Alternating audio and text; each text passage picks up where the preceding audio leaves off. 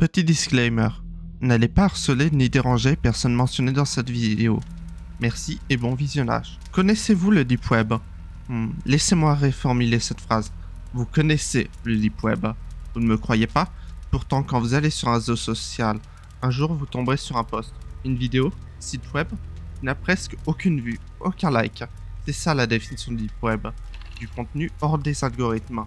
Et ça représente la plupart du contenu publié sur Internet. Pour reprendre ce schéma de Wikipédia, on voit que le Deep Web fait partie de l'iceberg Internet, mais la face submergée, qui n'est pas visible, et qui, comme tous les icebergs, est la partie la plus importante. Prenons par exemple YouTube.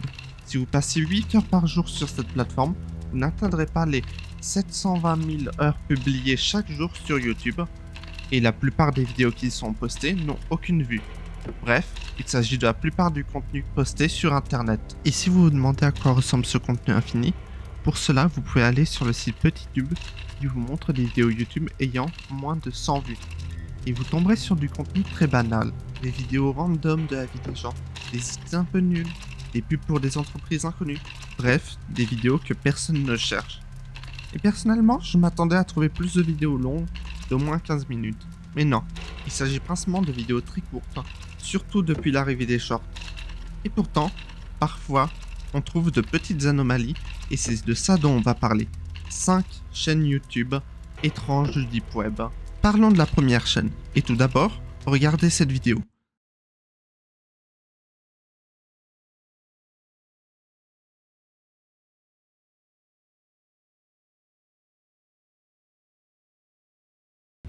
C'est chelou.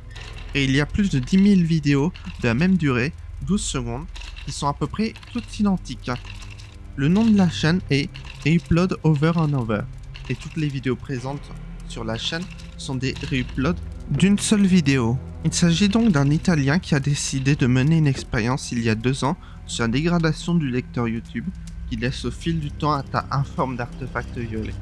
La chaîne a arrêté de publier il y a 1 an, au bout de la 10 millième et 1 reupload, en ayant accumulé 136 abonnés et 21 694 vues. Je vais à présent vous parler de la plus grosse chaîne que j'ai trouvée, celle d'un prénommé Greg Harman qui a 5 630 abonnés et qui a posté environ 3400 vidéos et ce depuis 11 ans. Alors je vais évacuer l'éléphant dans la pièce, pas de commentaires sur le physique ou sur sa condition physique. Tout commentaire insultant sera banni.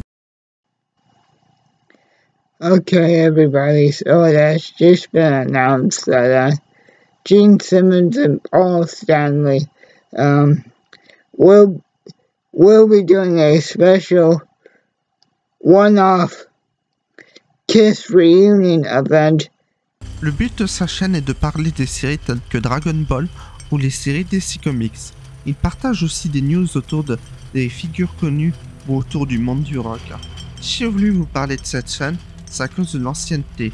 Elle a 11 ans. Il a commencé en 2013. Ça date.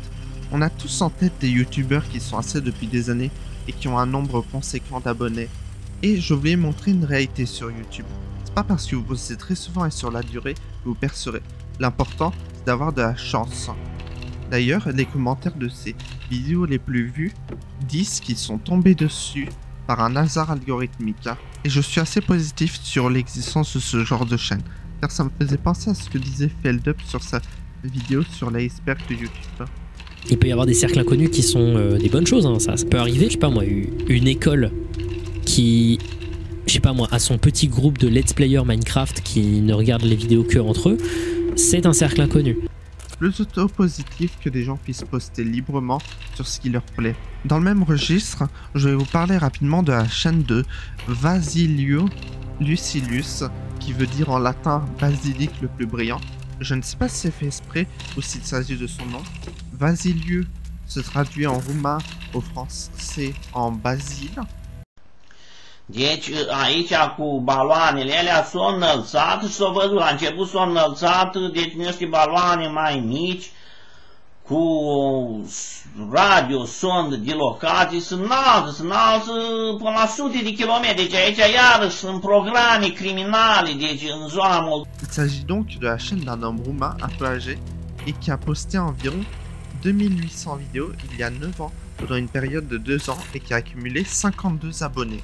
Il semblait donc parler d'un peu de tout, mais surtout de mathématiques, qui est son domaine de prédiction étant donné qu'il aurait écrit des livres à ce sujet. Il postait plusieurs vidéos par jour qu'il devait tourner à la suite. On peut voir à ses habits qui ne changent pas entre 2 vidéos, et pareil pour la lumière. Ce que je peux rajouter, c'est qu'il possède plusieurs chaînes avec le même nom et le même contenu. Sinon pas grand chose de plus à dire sur cette chaîne, où je vais vous parler d'une autre chaîne. Et de manière paradoxale, il s'agit de la chaîne d'une personne possédant une page Wikipédia et qui pourtant possède le moins d'abonnés, 8 pour 86 vidéos. Il s'agit de l'ex-député européen Stéphane Bijou. Madame la Présidente, Monsieur le Commissaire, pour les 3 millions de touristes qui avaient l'habitude de venir passer leurs vacances dans les Outre-mer français, nos territoires ont des allures de paradis, mais la violence de cette crise a été l'enfer pour nos professionnels du tourisme et pour nos économies insulaires.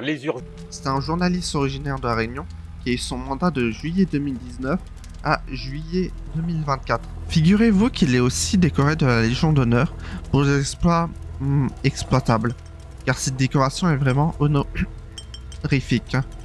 Il possède d'ailleurs un site web dont la connexion n'est pas sécurisée. Ce qui m'impressionne, c'est que cette chaîne a vraiment eu 0 visibilité. Pour de nombreuses vidéos, j'étais le premier à les voir, et pourtant il y a du travail de montage sur certaines vidéos. Sauf celle-là.